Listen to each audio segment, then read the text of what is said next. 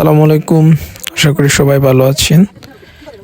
অনেক বছর পরে আমাদের মাঠে আবার ক্রিকেট শুরু হতে যাচ্ছে। সবাই অনেক খুশি, এর জন্য সবাই কাজে লেগে গেছে। আমার ছেলে এসে পড়েছে আমার সাথে। সবাই খুব পরিশ্রম করতেছে, যত দ্রুত সম্ভব পিচ রেডি করে খেলা শুরু করা যায়। খুকন খুব পরিশ্রম করতেছে, নোমান, শাকিল, তারপরে হচ্ছে আলমগীর, ইব্রাহিম।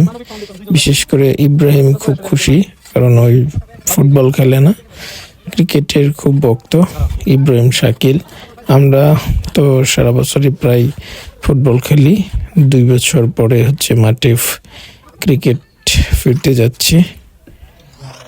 ইনশাল্লাহ এবার জমজমাট আয়োজন হবে।